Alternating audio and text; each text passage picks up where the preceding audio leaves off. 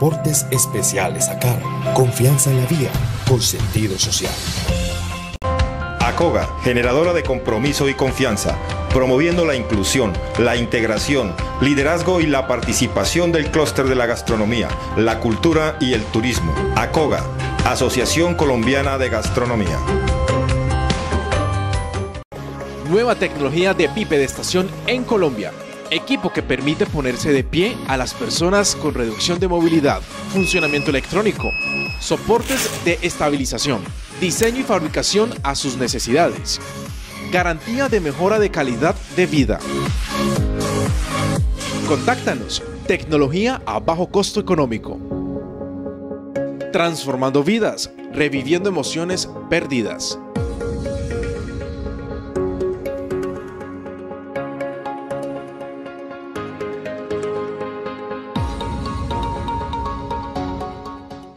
En momentos de relax, en los trascendentales, cuando arriesgaste dar ese primer paso. Calzado Rómulo, Romulus y Cruz Verde es calidad y confort para todos tus momentos. Calzado Rómulo, orgullosamente calzando a Colombia.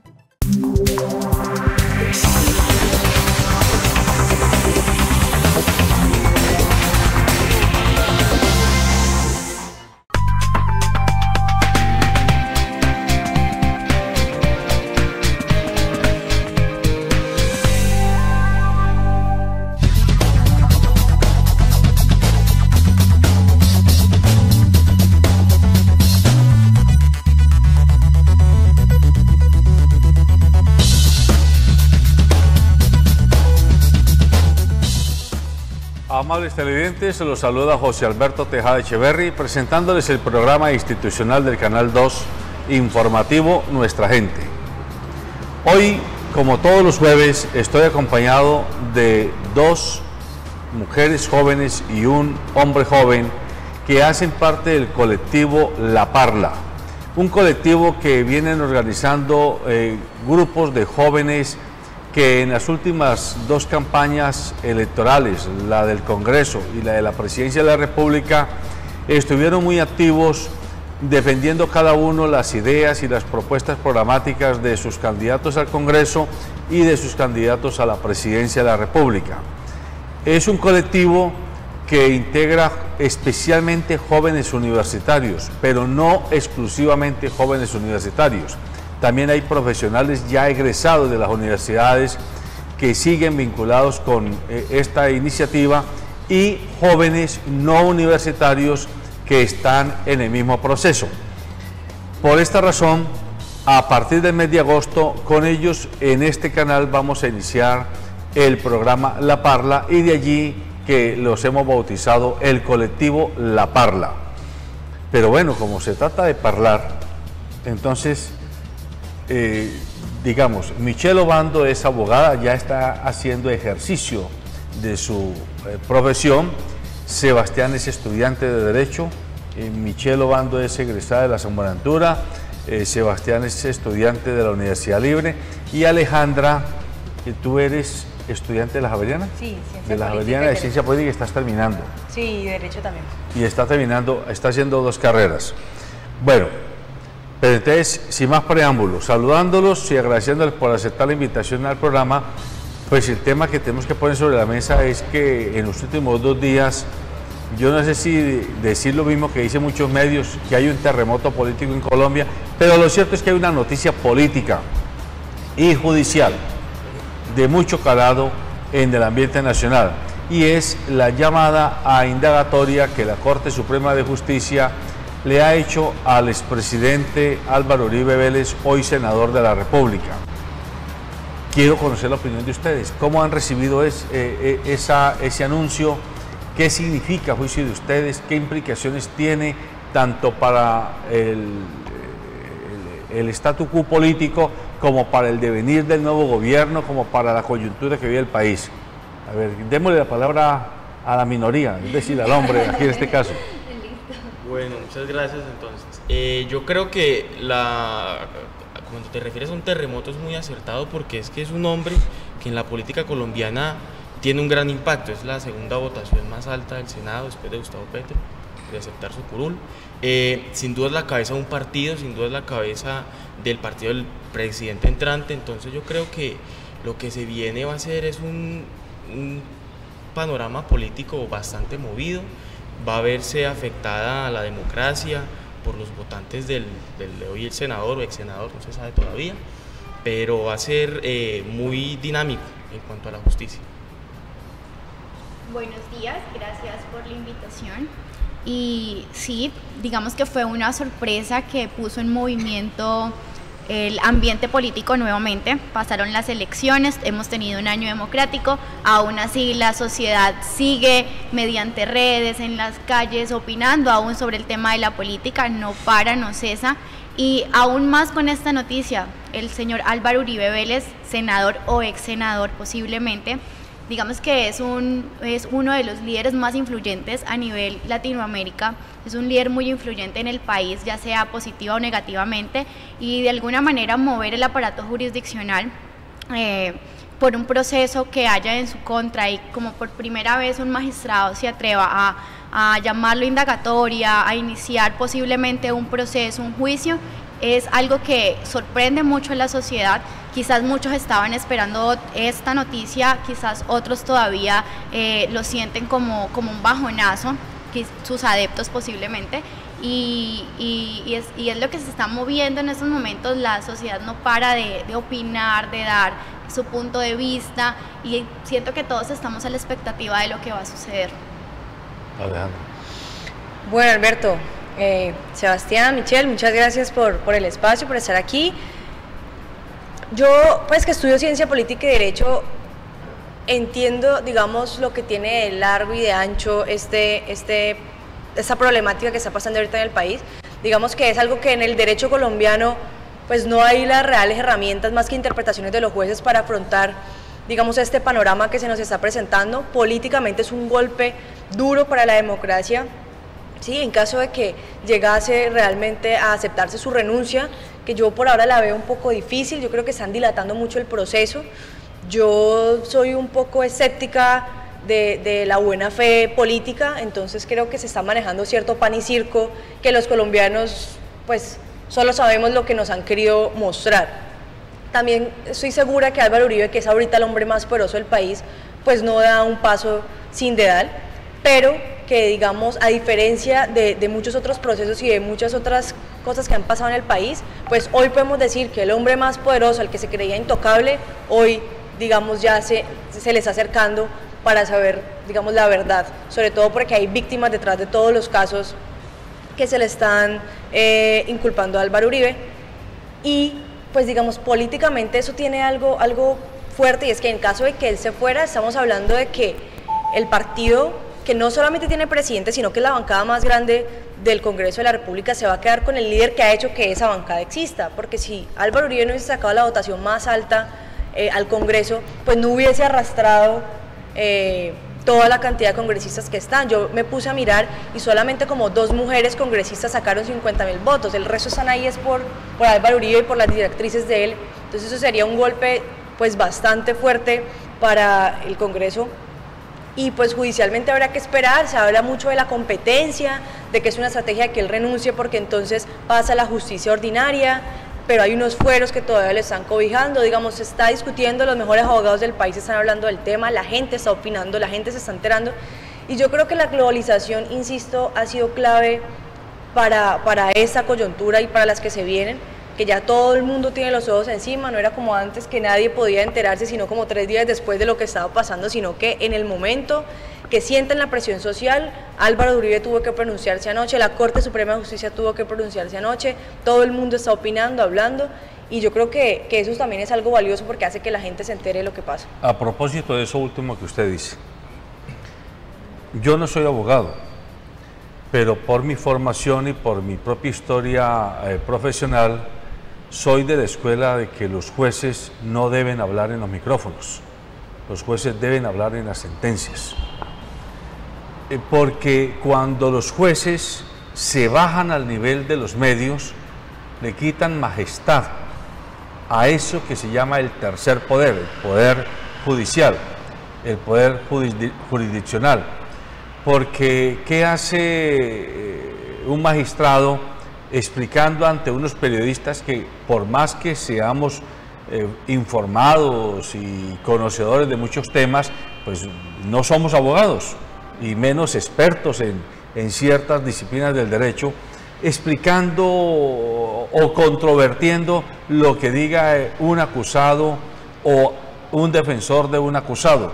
Creo yo que yo esperaba que la Corte se mantuviera en su línea, que no dijera nada, porque Luis Barceló, que es el magistrado que se sabía que el caso estaba en manos de Barceló desde hace varios meses, y es efectivamente él con dos colegas más quien lo llama a indagatoria. Para mi gusto personal, como ciudadano, habría preferido que no se hubieran pronunciado ellos a través de comunicados a la prensa o a los medios, sino que ya llamaron y proceder como debe procederse desde el punto de vista de los canales del derecho, ¿sí?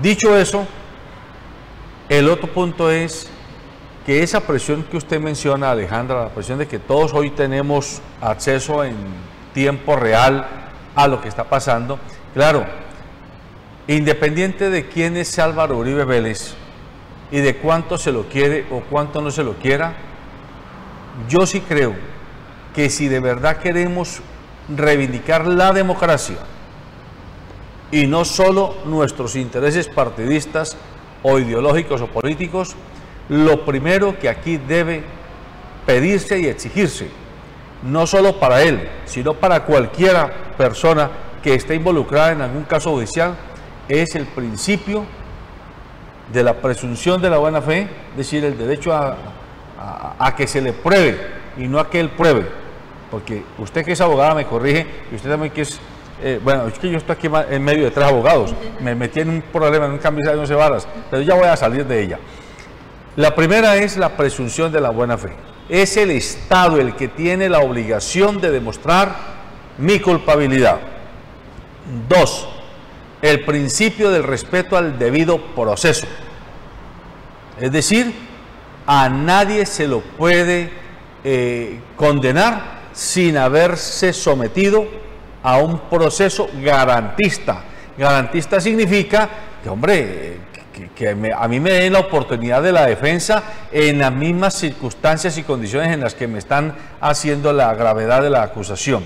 Y tercero, nadie puede ser condenado sin haber sido vencido en juicio. Porque el día que por nuestros afectos o nuestros desafectos políticos e ideológicos condenemos, no nada, esto ya métanlo a la guandoca y ojalá 20 metros bajo tierra, ese día nosotros, los que nos declaremos demócratas, estaremos cavando precisamente la sepultura de la democracia. Como ustedes son jóvenes, los quiero retar a que se pronuncien frente a eso. Bueno, con respecto a eso, pienso que el magistrado Barceló, él sí hizo una manifestación a medios.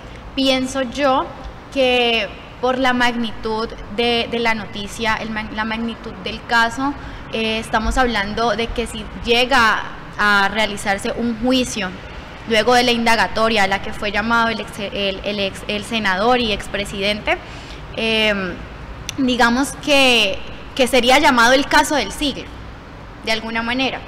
Y con el hecho del manifestar sobre la indagatoria a los medios, no está de alguna manera prejuzgando ni violándole el debido proceso, ni tampoco le está violentando ninguno de estos principios que acabo de mencionar, dado que simplemente está haciéndolo a manera informativa. A manera informativa, ¿por qué? Porque es que estamos hablando de Álvaro Uribe Vélez, una persona que tiene más de 170 procesos o investigaciones, perdón, más de 170 investigaciones por diversos delitos en su contra que no han prosperado o que han ido a paso lento, y realmente mucha ciudadanía se queda como perpleja de no saber qué ha pasado con esas investigaciones. De alguna manera el magistrado Barceló ya alguna vez en un proceso anterior falló a favor de Álvaro Uribe Vélez. Creo que fue en un proceso, si no estoy mal, por injuria y calumnia. Ya él falló a favor, o sea, entonces no se podría tampoco entrar a prejuzgar de que el magistrado tiene algún tipo de lineamiento político.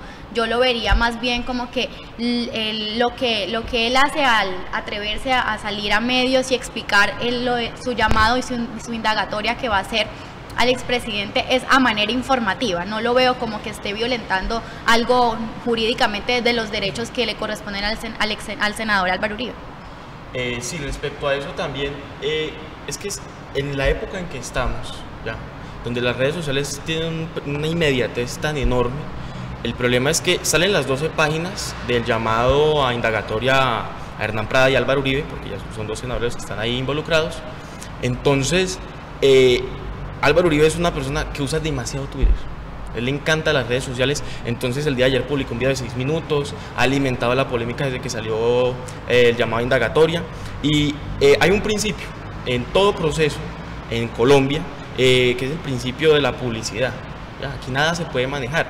Que ya ahorita hayan cambiado, digamos, los periódicos, la radio y los medios tradicionales para comunicar lo que está pasando, es una cosa. Ya ahorita las redes sociales han entrado en el juego, y entonces la difusión ha sido enorme y no involucra como tal a los magistrados, digamos, metiéndose, como dice usted, quitándole esa altura a la justicia y el cargo que ostenta. Por otra parte, lo que usted acaba de mencionar, las garantías. Es cierto que este personaje es muy controversial, digamos que políticamente no está en el agrado de todos. Entonces aquí hay que saber que la política no debe manchar la justicia. ¿Ya? Aquí hay que despolitizar la justicia, y un paso para eso es reconocer las garantías independientemente de que si nos gusta el personaje o no. Uno puede estar exigiendo garantías para la orilla de uno y ya pedir la cabeza en la plaza pública del otro. Entonces yo creo que acá se va a mover mucho es, digamos, recuperar la confianza en la justicia.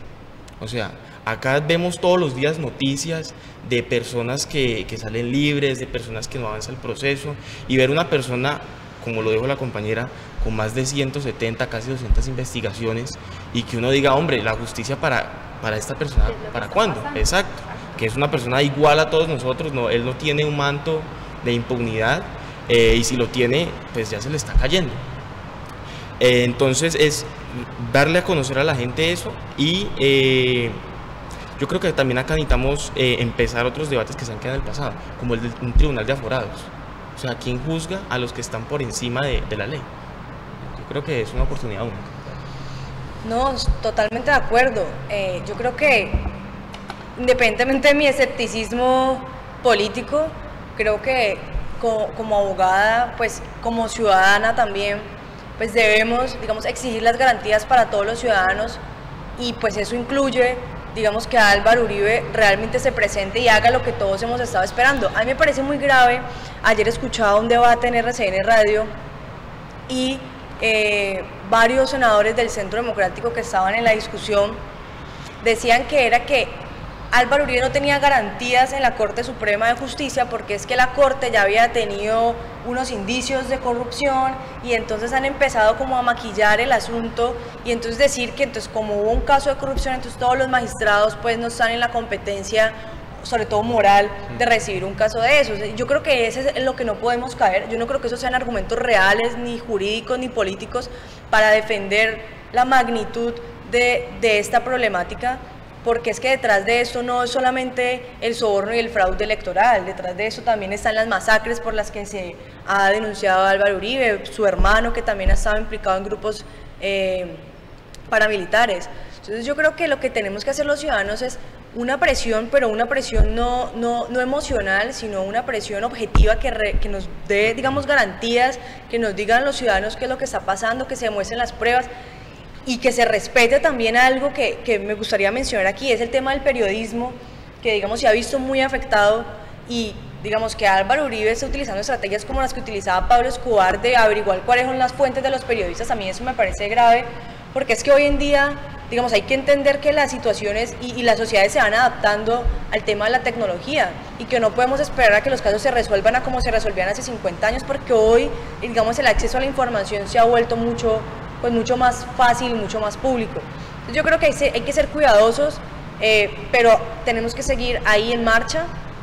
Digamos, me parece que esto que está pasando es un despertar de que la justicia colombiana de pronto sí puede ir un paso más allá de los poderosos y de los que se han considerado intocables. Si realmente no es culpable, pues que se demuestre y que se haga en el estrado judicial, que se haga con el debido proceso, con todas las garantías, con todos los principios, digamos, que atañe el caso, pero sí exigir, digamos, que se haga el proceso y no que se dilate buscando quién es la competencia, si estos son corruptos, si no lo pueden hacer, porque eso termina siendo también un irrespeto para la democracia y la justicia colombiana. Así es. De acuerdo. Una tercera pregunta que surge. ¿Qué escenario prevén le va a tocar manejar al presidente Iván Duque, que en una semana va a estar posesionado, con semejante chicharrón gordo en las manos? Porque es que toma el país cuando el jefe político del partido por el que él ha sido elegido está en esta situación tan compleja y de alguna manera con el sanbenito de que él es el títere o el discípulo o el acondutado del expresidente Álvaro Uribe Vélez. Bueno, pienso que el Centro Democrático como partido de alguna manera ya se encuentra en una encrucijada. El hecho de que la cabeza de su partido, el presidente del partido, se encuentre en estos momentos respondiendo frente a la justicia, frente a un llamado, una indagatoria por uno de los tantos denuncias que existen en su contra, cuando él, a la vista de la sociedad, como ya lo dijimos acá, y a la vista de la política, se veía como una persona intocable, como lo dijimos también anteriormente. El hecho de que en esos momentos la cabeza del partido haya tomado la iniciativa de presentar una renuncia, siento que en el Centro Democrático de alguna manera se desestabiliza, porque es que la cabeza del liderazgo, el liderazgo que tiene el Centro Democrático es Álvaro Uribe Vélez. No es lo mismo el Centro Democrático con o sin Álvaro Uribe. Exactamente. No es lo mismo. De hecho, o sea, siento que el Centro Democrático sin Álvaro Uribe Vélez pierde muchísimo movimiento, pierde muchísima atracción para sus adeptos. Es como Sky sin Front en la Vuelta a Francia. Y de alguna manera lo he escuchado por personas militantes del partido que son allegadas, a pesar de que tenemos diferencias ideológicas, uno no puede dejar de ser amigo del amigo, y me han manifestado, dentro del partido hay una preocupación muy grande porque vemos la influencia que representa Álvaro Uribe, y para Iván Duque ya salir a manifestar a los medios, de alguna manera meter las manos al fuego por una persona posiblemente va a ser procesada en juicio, y estamos, pues la sociedad, las personas quedamos como bueno, ¿es el presidente electo de todos los colombianos o es el presidente electo del Centro Democrático, y sale en defensa es simplemente de su partido, pese además a la leyendo un comunicado? Exactamente, es inaudito de alguna manera, para definirlo, que un presidente salga a meter las manos al fuego por una persona que no se sabe si es culpable o es inocente. Eso mueve mucho y lo deja, pienso yo, que mal parado como presidente. Claro, la parte final, o sea, ya el presidente tomó partido para dónde se va a ir. Pero yo creo entonces, listo, tenemos claro que Álvaro Uribe es la base de todo lo que representa el Centro Democrático. ¿Listo? Pero es una oportunidad única entonces, tanto para el presidente y el propio partido. Primero, el presidente para demostrar a los colombianos su compromiso con la justicia, su compromiso con unas garantías, su compromiso con una democracia, y decir, no, alto, yo acá no puedo estar de parte, por más que sea mi jefe político, simplemente tengo que cumplir entonces como presidente y actuar a la altura. Entonces, la otra parte, el partido. Yo creo que es una oportunidad única del partido para empezar a formar su propio capital político, porque es que Álvaro Uribe no les va a durar para siempre en la vida política ni en la vida terrenal, para ellos decir, no, dependemos de Álvaro Uribe. Pero acuérdese que a él lo bautizó Iván Duque como presidente eterno. Claro, por eso, pero entonces tienen que empezar a desligarse de eso. Yo, por ejemplo, no soy allegado a las políticas del Centro Democrático, para mí no representan lo que yo veo para el país, listo. Pero digamos que si ellos quieren continuar sobreviviendo en democracia, deberían aprovechar, empezar a desligarse de todo lo que representa Álvaro Uribe. Entonces, poner a figuras como Paloma Valencia. Uno puede tener discrepancias ideológicas, pero no el carácter que despierta Álvaro Uribe. Entonces, digamos, es una renovación para el partido, es una muestra de compromiso del presidente. Yo creo que aquí se está debatiendo eso. Bueno, es muy paradójico porque esa pregunta se la hicieron en Caracol a Iván Duque cuando estaba como candidato, y los jóvenes le dijimos, bueno, ¿qué pasaría si a Álvaro Uribe se le llega a demostrar, digamos, cualquiera de las denuncias y es culpable? ¿Usted qué haría? Y como siempre, pues salió por la tangente y no le respondió. Y yo creo, y tristemente, los que estábamos en oposición a su candidatura, que tuvimos hoy la razón, no la dio el día de ayer, defendiéndolo. Digamos, la carta de presentación de estar leyendo un comunicado en vez de salir como con su posición de presidente, si es que es el presidente de un país de donde lo eligieron 10 millones de personas y donde otras 40 millones de personas estamos pues a la espera de que, si bien no es nuestro candidato, pues que trabaje por el país. Yo creería, y si yo fuera, digamos, si estuviera al lado de Duque, pues la estrategia más obvia es, oiga, aléjese del tema, muestre un poco de imparcialidad, dedíquese a generar opinión con su nuevo gabinete, que digamos no me parece tan renovado, cumplió con el 50 y 50 de género, bueno, sí, pero que se dedique entonces a ser presidente, a gobernar, y que se aleje un poco del espectro de Álvaro Uribe, porque eso le está cayendo muy mal, digamos, al Centro Democrático. Eso fortalece la oposición, digamos, de manera personal, pues para mí sería un privilegio, pero no es, digamos, lo que quiero para el país, porque está en juego la democracia, están en juego principios, está en juego todo un sistema político y todo un sistema judicial que hoy está en los ojos de todos. Entonces mi invitación sí sería que el presidente pues lograra alejarse de eso, que fuera mucho más astuto, que se quitara el San Benito de ser el títere, porque si eso va a ser los próximos 4 años, pues digamos está condenado a ser un presidente pues fallido, y si se demuestra pues que él... Muy bien, muy bien. Bueno, vamos a pasar a otra ventana, vamos a abrir otra página. La página es la consulta anticorrupción. La consulta anticorrupción en este momentico está comenzando a generar igual pasiones. Hay quienes dicen, no, la consulta anticorrupción es una gastadera de plata, es para que le sirva de plataforma política a la alcaldía de Bogotá, Claudia López, o a cualquiera otro de los impulsores de la consulta. La consulta no resuelve el problema del combate contra la corrupción y el desgreño que predica, etcétera. Ustedes, como jóvenes, como parte del colectivo La Parla, tienen, pues están jugando el partido. Saludamos a Sergio Lucumí. Sergio Lucumí. Entiendo que usted viene de colectivos ligados al Polo Democrático. Sí, señor, militante del Polo Democrático. ¿Y usted está estudiando ahora mismo? Administración Pública e Ingeniería Industrial. ¿En dónde? En la ESAP y en la Universidad Santiago de Cali. En la ESAP y en la Universidad Santiago de Cali. Sergio Lucumí, quien ya está aquí con nosotros, comienzo con usted. ¿Qué papel están jugando con la consulta anticorrupción? ¿La defiende o la está cuestionando? No, a ver, Alberto, pues yo pienso que la consulta corrupción es anticorrupción, no, bueno, de paso, no resuelve todas las inconformidades y todos los casos de corrupción que han habido en Colombia, pero es un paso muy grande que hemos dado, y un paso que, o sea, hay que darlo, y nosotros como jóvenes del Polo Democrático, de la Alianza Verde, bueno, el Valle dice 7 veces sí, que es el comité que nosotros hemos promovido para hacer pedagogía y llegarle a los más de 15 millones de colombianos que tienen que votar 7 veces sí en la consulta anticorrupción.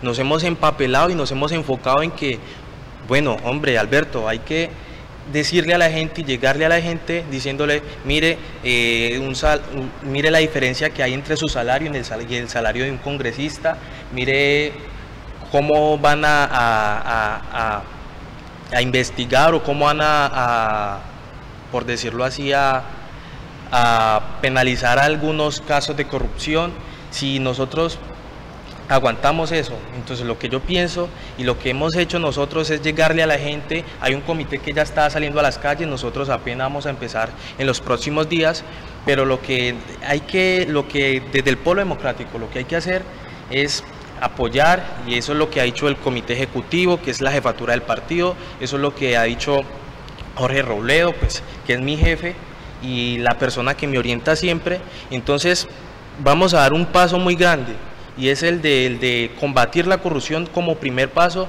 votando 7 veces sí con la consulta anticorrupción. No vamos a resolver siempre eso, pero siempre hay que dar un primer paso para seguirla combatiendo a medida. La consulta anticorrupción es una medida necesaria. Pienso que en estos momentos coyunturales es realmente importante salir a votarla, y salir a votarla positivamente, favorablemente.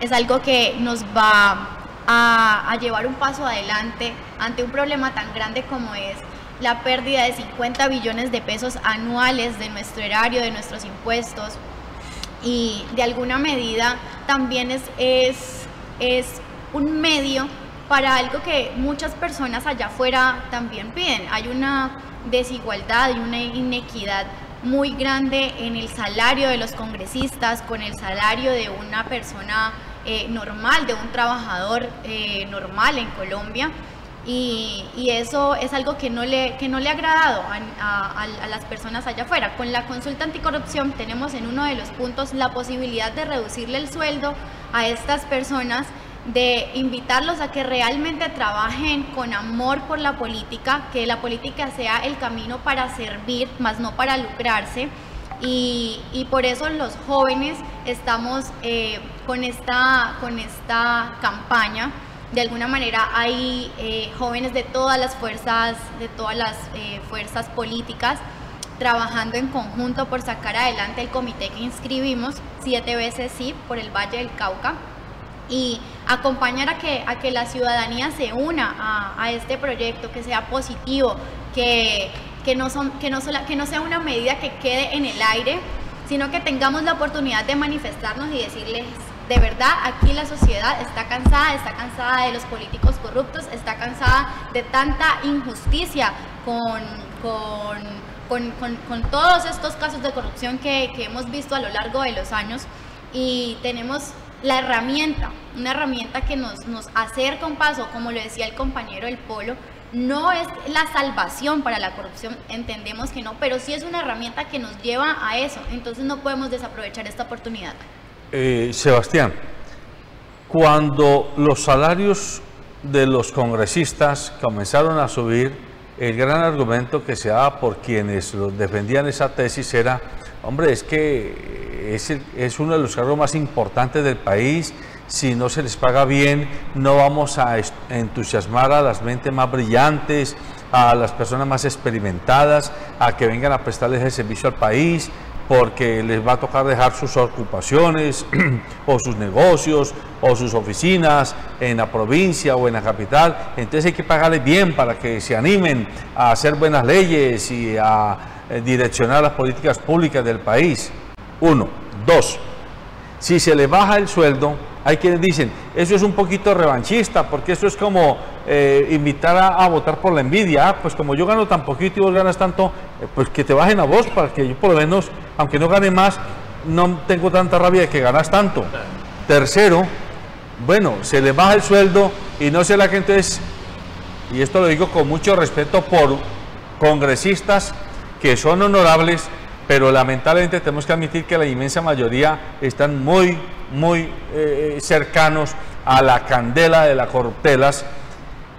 ¿No será que es estimular el que ellos entonces vayan a buscar otro tipo de trampas, de canales, para entonces buscar cómo sacar la plata que dejan de ganar en salario a través de otro tipo de mecanismos? Bueno, empecemos entonces, primero por la segunda pregunta, cuando usted se refiere que si no es un poco revanchista.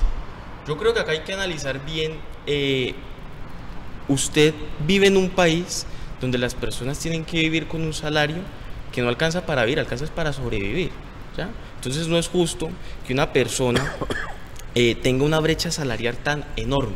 Listo, acá no se está buscando es venganza contra los senadores, sino reivindicar una clase media que se ha quedado en la desigualdad.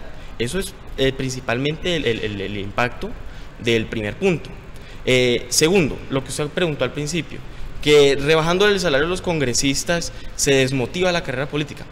No creo, porque es que usted en ninguna universidad estudia específicamente para llegar a ser senador, porque usted llega a ser senador siendo lo que usted sea, siendo médico, siendo abogado, siendo ingeniero, carrera que usted escoja, porque es un cargo de libre elección, es el derecho que usted tiene a ser elegido, independientemente de su condición ideológica, profesional, bueno, varios criterios. Entonces yo no creo porque se desmerite el ánimo a servir. Además, precisamente lo mencionó mi compañera, es un servicio público, es para servirle al público, no voy yo es hacer cumplir mis expectativas salariales ni monetarias. Yo llego es a servir a un país que está viéndolo a uno y que depende de unas políticas. Y la última pregunta, que si le rebajamos el sueldo a los congresistas, ¿aumentamos más la corrupción? Pues no, porque es que uno podría decir, listo, sí, van a pedir más, ¿de dónde? Para poder tapar el hueco que les dejaron.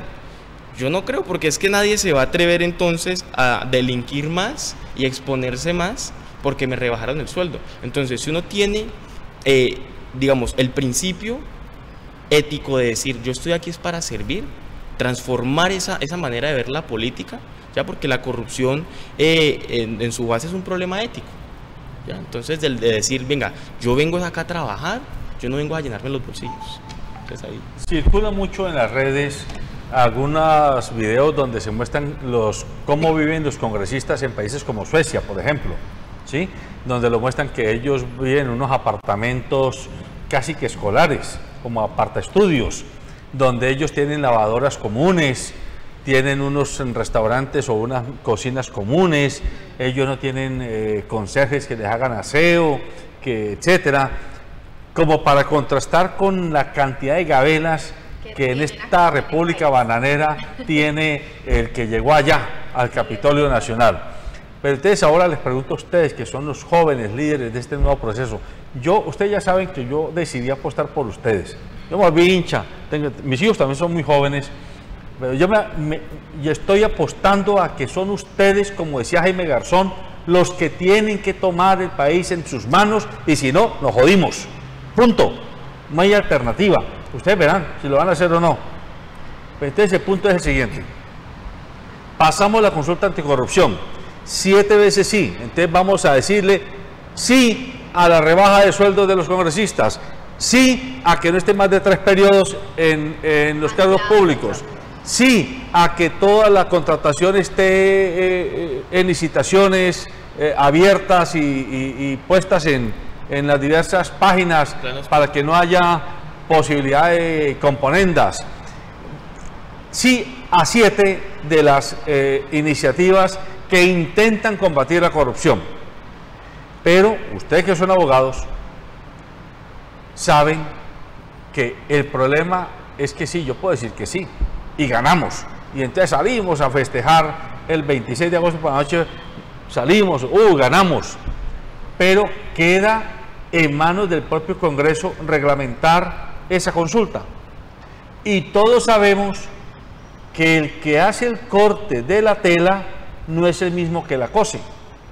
Entonces, si en la consulta hacemos el corte de la tela, pero quienes van a coser la tela para volver la camisa, blusa o pijama son los mismos congresistas. Ahí no hay un riesgo mayor de que por la puerta de atrás nos vuelvan a meter ya no micos sino orangutanes con la voluntad popular. Bueno, digamos que esa es la esencia precisamente de la consulta. La consulta es un mandato popular y así nosotros como sociedad pasemos el umbral que tenemos la meta de llegar a conseguir 15 millones de votos positivos para la consulta, ya por ser un mandato popular, el Congreso tiene un año de plazo para volver ley esto, entonces está blindado de alguna manera de que ellos se quieran hacer como los de la vista gorda con esta consulta y con este mandato que está dividido en 7 puntos, pero de alguna manera ellos tienen la obligación de legislarlo y tienen un tiempo determinado para hacerlo. Sergio, pero no me responde ella. Pero es que en ese año pueden cambiar en la costura, en lo que se definió. Bueno, a ver, Alberto, esto es algo que siempre hemos combatido y lo combatimos y lo dijimos en la campaña de Sergio Fajardo. Esto es algo de coherencia, ¿sí? Porque si bien se decidió en el Congreso y se tuvo una votación de 82 votos a favor, yo pienso que tienen que reglamentarla bien, porque entonces va a quedar mal y van a quedar mal ellos al decir y al votar a favor para que después la reglamente y no cumplan con lo que se dijo. Entonces, bien, ellos pueden hacerlo y seguramente muchos de los congresistas hoy votaron porque el presidente electo Iván Duque les haya dicho, bueno, voten a favor, que esto me conviene a mí. Posiblemente pudo haber pasado eso, ¿no? Entonces, aquí estoy hablando exactamente del Centro Democrático y de la bancada neoliberal, que es el Frente Nacional que hoy vuelve a nacer, ¿no? Entonces, yo pienso y sigo reiterando esto, es algo de coherencia. Si ellos no cumplen y ellos no siguen con el proceso y no tratan como de demostrar al país que votaron a favor por esto y después no lo toman y no lo precisan bien, entonces los que van a quedar mal ellos, y ahí vamos a estar nosotros, y ahí va a estar el Polo, y va a estar la Coalición Colombia, y estamos desde ya haciéndole oposición, diciéndole, venga, usted me dijo esto, usted me prometió esto, entonces ¿qué pasó? ¿Por qué no lo ha hecho bien? ¿Por qué no lo ha cumplido? Entonces, digamos, frente a lo que usted dice, usted identifica 2 frentes, como tal, la ciudadanía y el mandato que llega al Congreso, y el Congreso, lo que usted hizo con la tela, la costura. Entonces, que sea un mandato ciudadano le da un carácter obligatorio, digamos que tiene una garantía, porque es que eso es un proyecto que pasó 6 veces y 6 veces se cayó. Entonces, ¿qué tocó? Ponernos a la ciudadanía el papel de legislador y decirle prácticamente, mire, aquí tenemos unas necesidades, tenemos unas cuestiones que necesitamos que ustedes legislen.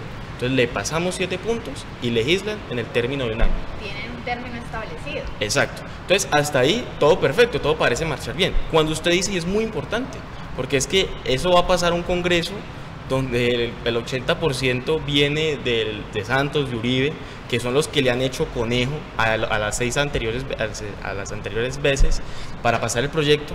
Entonces yo creo que ahí ya entra la defensa de los colectivos que empezaron a proponerla. Por ejemplo, desde el Partido Verde, Claudia López, que fue la ponente ahorita, deja la bancada, ahorita quedan 10 maravillosos senadores capaces de defenderla, los 5 del Polo, los decentes, ahorita con Gustavo Petro son 3, y los que quieran llegar a defenderla, por supuesto, porque todos quieren montarse en el caballito de batalla que es la lucha contra la corrupción, porque es un tema que nadie va a decir, sí, apoyamos la corrupción, nadie va a ser tan descabezado para llegar a eso, pero digamos entonces ahí entra la defensa para evitar que esa costura se nos convierta acá una manga por un lado, una manga por otro. Entonces la defensa de la ciudadanía junto con la de los senadores. Bueno, aunque yo sé que en el programa La Parla, que ustedes van a comenzar la próxima semana aquí en el canal, van a dedicarse, me imagino que los primeros programas hasta antes de 26, a hablar de la consulta anticorrupción para hacer pedagogía, para que la gente entienda, etcétera. Yo quiero pedirles que nos expliquen a la ciudadanía y a mí mismo, en la consulta cuando se pide que no puedan estar más de 3 periodos, esa propuesta de que se impida que alguien sea dignatario no más de 3 periodos en el Congreso es extendida a las asambleas departamentales y a los consejos municipales. Esto es importante que a la gente le quede claro, porque pareciera que es consulta anticorrupción contra el Congreso o contra los congresistas. Es necesario hacer pedagogía. Es consulta anticorrupción para que nadie se apropie y se asiente 50 años en un cargo de elección popular. ¿Es así o no es así?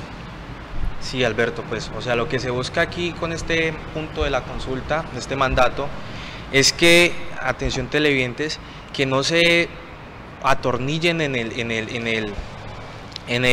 el poder. Bueno, claro está que hay unos senadores que lo han hecho bien y han estado más de 3 periodos, y pues lo digo porque Jorge Robledo ha estado más de 3 periodos y ha sido catalogado como el mejor senador de la República.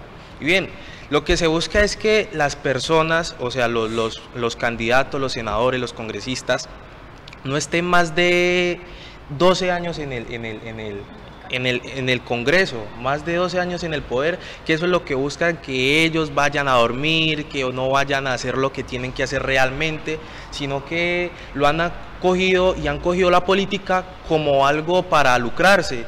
Y lo decía ahora Sebastián, o sea, la política, yo lo veo es como, y yo estoy aquí en política no solamente para ir al Congreso, para ir a algún cargo público, yo estoy aquí para servirme a mi comunidad, y eso es ser un servidor público. Y aquí hay una anécdota que me pasó hace unos días en un colegio público que asistí, y entonces el portero pues siempre tenía que estar abriendo la puerta, y pues nosotros, como ganas de disculparnos con él, pues le ofrecimos algo como en agradecimiento, y él dijo: no, yo no puedo recibir eso, yo no puedo recibir lo que ustedes me están pagando, porque yo soy un servidor público. O sea, y eso es algo que realmente a mí me tocó, porque yo dije: wow, una persona que ni siquiera se gana más de 2 salarios mínimos, no como otros como los congresistas, no se gana más de 2 salarios mínimos, es una persona de estrato bajo, y no reciba un honorario que nosotros le estamos haciendo en agradecimiento, porque un servidor público es de admirar. Entonces eso es lo que estamos buscando con este mandato, que el congresista entienda que es para servirle al pueblo, para servirle a la comunidad, y no para atornillarse e ir a ganarse los millones que los tienen hoy viviendo a su familia excelentemente, y otros acá que no se ganan ni más de la mitad de lo que se ganan ellos, tengan que luchar diario a diario para conseguir su vivir. De acuerdo con el compañero, lo que se pretende con ese punto de la consulta es realmente invitar al servidor público elegido por votación que cuando vaya a hacer su trabajo lo haga en 3 periodos. O sea, yo pienso que 3 periodos son suficientes para aportarle a la sociedad, para aportarle desde proyectos, desde las iniciativas con debates, desde el ánimo de servir. Es un tiempo justo para que ellos lleguen a ejercer estas labores. Pienso que más de 3 periodos lo que hace es acostumbrar quizás a que estas personas, muchas de estas personas, no, obviamente no todas, lleguen y tomen esto como un tipo de relajo, de trabajo relajo, porque están súper bien remunerados, tienen privilegios de alguna manera, influencias, manejan cierto tipo de poder, y entre más tiempo ellos estén en estos cargos, pues más poder van a adquirir. Y de alguna manera que llegue una medida a que les diga: bueno, listo, son servidores, están elegidos por voto popular. Si en 3 periodos no hicieron lo que querían hacer, pues entonces ¿para qué otro periodo más? Eso es un control bastante importante. Claro, mire, lo que han dicho los compañeros es muy cierto. Y acá un punto a resaltar es una de las características de la democracia. La democracia tiene que ser dinámica, tiene que ser cambiante. O sea, por eso es que elegimos presidente cada 4 años, Congreso y así las demás corporaciones, ¿ya? Para llevar a la política a esos procesos. Entonces, ¿qué es lo positivo? Que nadie se pueda atornillar, por más que esté haciendo buen trabajo o mal trabajo, que digamos, no es justo uno tener 50 años como un Gerlain, o como una Clementina aquí en el Consejo. Clementina, que es una cabecilla acá en el Valle, políticamente hablando. Entonces, precisamente eso es lo que hay que acabar, esos cabecillas que muchas veces llegan buenos talentos, buenos políticos, independientemente del partido al que pertenezcan. Entonces se ven rezagados es por eso. Se ven rezagados es porque aquí hay un capital político que construí yo, digamos el senador que está a 50 años, se hace lo que yo diga, se entorpece la democracia, se entorpecen los procesos. Entonces, digamos, es una oportunidad para nutrir el ejercicio democrático y, digamos, abrir las puertas, que digamos, tener un Congreso de verdad más variado, tener un congreso donde fluyan distintas ideas que, digamos, el propio partido las oculta o, digamos, se queda rezagado por esa megalomanía o ese egocentrismo de unas figuras. A mí me ha llamado la atención que en la consulta anticorrupción hay un punto que habla de la famosa puerta giratoria. Impedir que quien ha sido congresista por un periodo de 2 años, dice uno de los 7 puntos es que si yo he sido congresista no pueda hasta determinado tiempo pasar a ser gerente o presidente de un gremio o de una empresa en la que tuvo que ver con mi cartera, perdón, con mi oficio. Ese tema de la puerta giratoria habría que ponerla por delante y por detrás.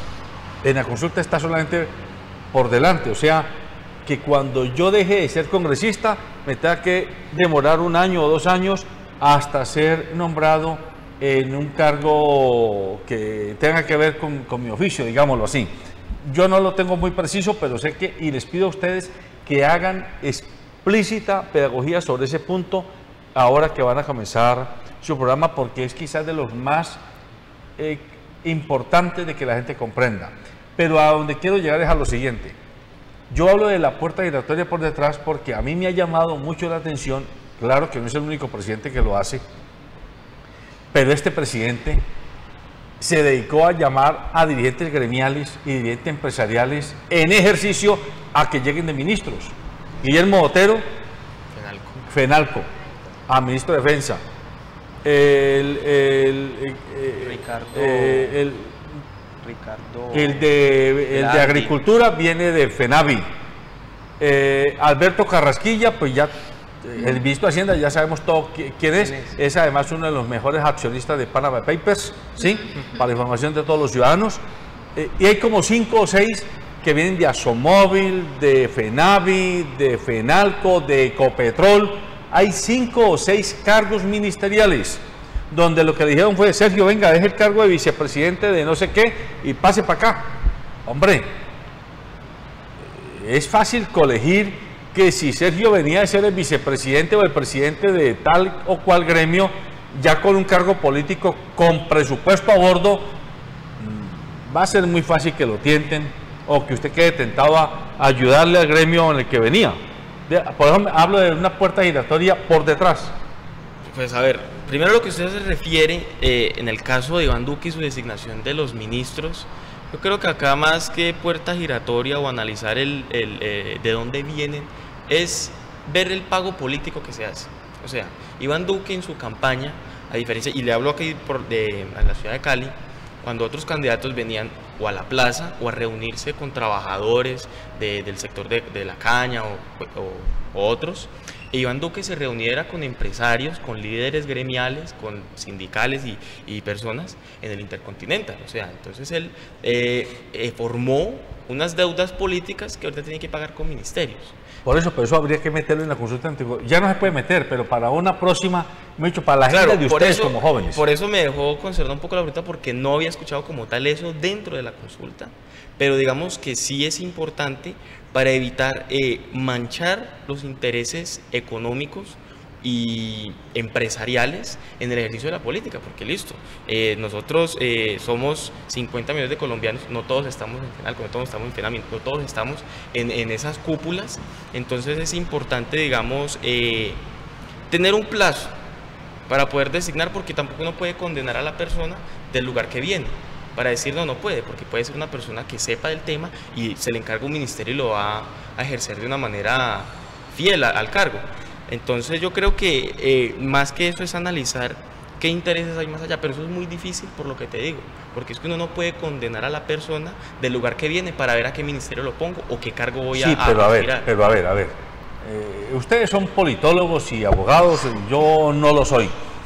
Pero es que en las democracias modernas, en la democracia inglesa y la democracia americana, pues que son las referentes de las democracias más consolidadas, allá no se necesita que a usted lo saquen de Ecopetrol para meterlo aquí en el Ministerio de Minas, para que usted sea el que haga la tarea. No, allá hay, y transparentemente, grupos de lobistas a la luz de todo el mundo, que saben que van que Ecopetrol o las mineras o las gaseras pagan a un grupo, a un bufete de personas como Michel, como Sergio, como Sebastián, como Alberto, para que nos vamos a hacerle lobby ante el Congreso para que salgan decisiones que nos ayuden o no nos afecten, pero no exactamente los ministros. Se supone que el ministro está defendiendo la administración pública, la cosa pública, el patrimonio público. El problema es que aquí en nuestros países, y esto es muy de España, y de hecho no nos olvidemos que ¿cómo se llama? A Rajoy, hace poquito menos de un año, lo obligaron a dejar su cargo, no precisamente porque tiene cara fea, sino porque su partido, se probó, estaba en connivencia con grupos económicos que entraban a saco roto a comerse parte del presupuesto de la monarquía española y también a hacer negocios impresentables, porque allá también juegan con la puerta giratoria, que es de donde traemos ese vicio. Por esa razón es que yo les insisto que comiencen a trabajar ese tema. Y un último punto para cerrar muy breve. ¿Qué dicen ustedes ante quienes están? Yo he oído a gente, especialmente del Centro Democrático, que están diciendo, no hay que hacerle a la consulta anticorrupción porque están haciéndole campaña política a Claudia López para la alcaldía de Bogotá. A ver, ¿qué tienen para decir? Bueno, digamos que esa era una posición que se esperaba. Nosotros ya estábamos de alguna manera prevenidos. Acabamos de pasar campaña electoral y vimos todas las jugadas sucias que se presentaron precisamente de este partido en contra de los demás candidatos, en contra de los demás partidos que estaban en los comicios, que estaban participando de los comicios. Entonces nosotros ya esperábamos que alguna parte del Centro Democrático ni estuviera de acuerdo o que no estuviera de acuerdo con la consulta, o de alguna manera que salieran a hacer oposición o campaña en contra de la consulta. Y pienso que politizar la consulta, politizársela a Claudia López en cuanto a alguna aspiración que ella tenga, es una jugada más que ellos presentan para que la sociedad no salga a votarla y para que sus adeptos de alguna manera no salgan a apoyarla. Sin embargo, el presidente Iván Duque ha salido en medios, ha salido en defensa y ha invitado a los miembros de su partido a que la voten. Nosotros vamos a seguir en pie de lucha y haciendo pedagogía e invitando a las personas a que salgan a votar 7 veces sí la consulta, porque realmente es una herramienta para la sociedad. Sea o no sea Claudia el próximo año aspirante a la alcaldía de Bogotá, igual la consulta se va a presentar y nosotros la queremos desligar de ningún partido específico, sino como una iniciativa ciudadana precisamente.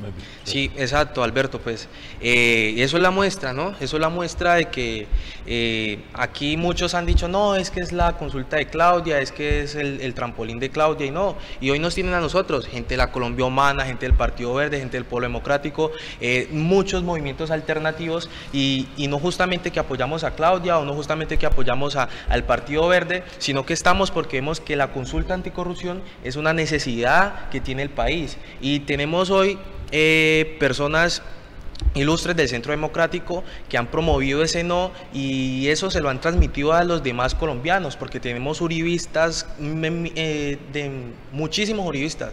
Por fortuna aquí en Cali se ha demostrado que no somos uribistas, eso lo dicen las encuestas, lo dicen las estadísticas, los resultados, y o sea, lo que hay que combatir es que no se le siga haciendo mala pedagogía a la consulta, y nosotros nos vamos a focalizar en eso y de tratar de convencer a esa gente que ha sido cegada por otros políticos, cegadas por gente que siguen al Centro Democrático, el uribismo, el neoliberalismo, ¿sí?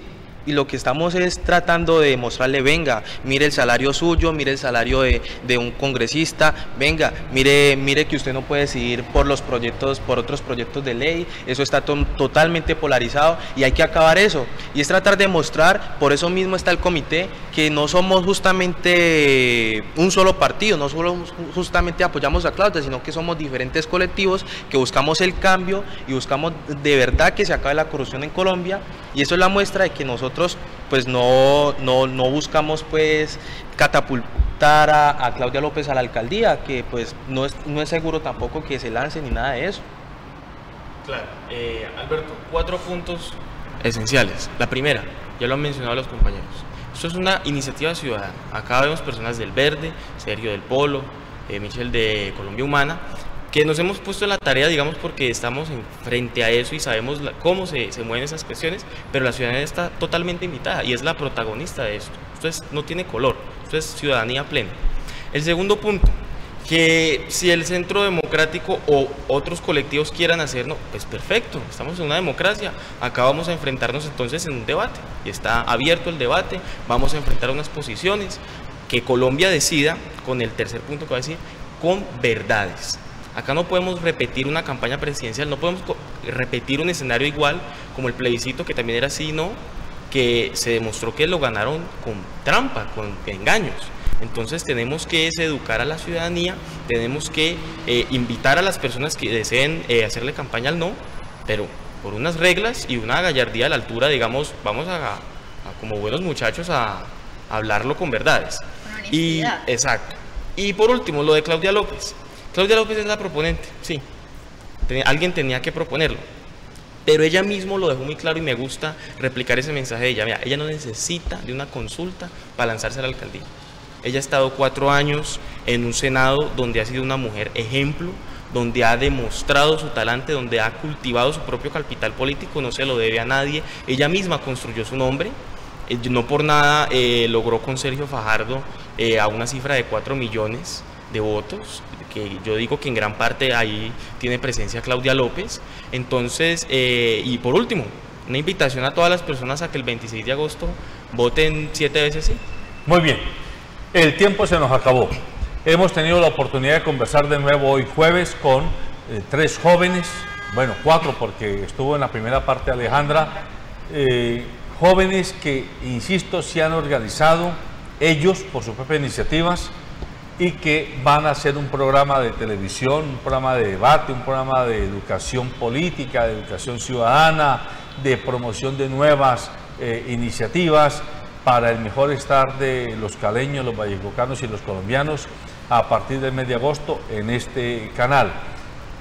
Yo insisto, he hablado con muchas personas de mi generación, de diversas profesiones, oficios o procedencias.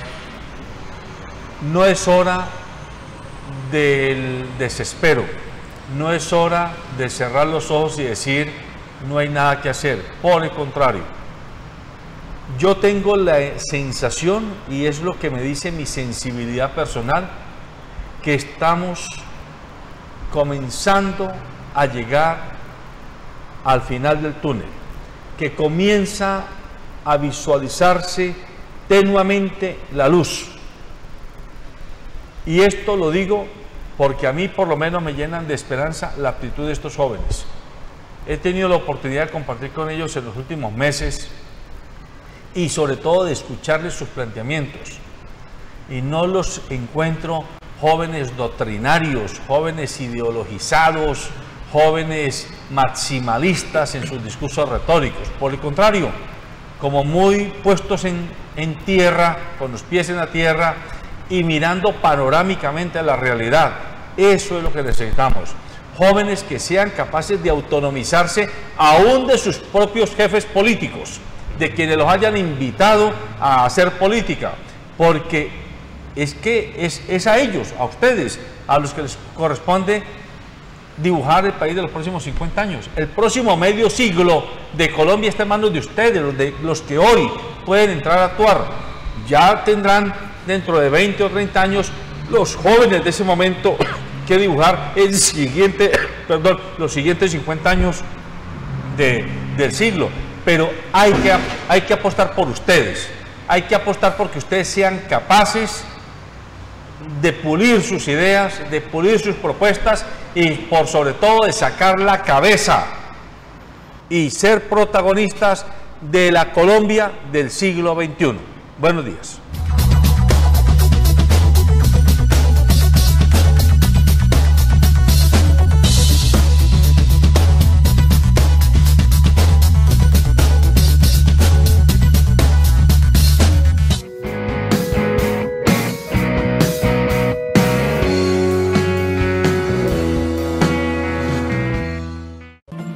Transportes Especiales ACAR. Confianza en la vía con sentido social.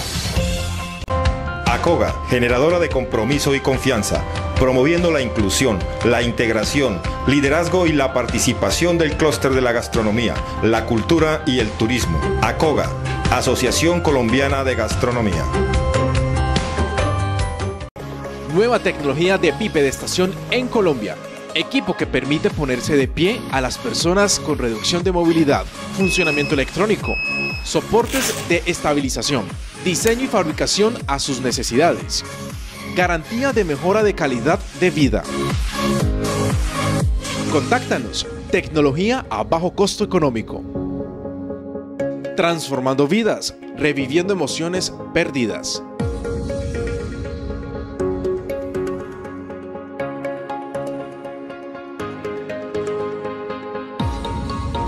En momentos de relax. En los trascendentales. Cuando arriesgaste dar ese primer paso. Calzado Rómulo, Romulus y Cruz Verde es calidad y confort para todos tus momentos.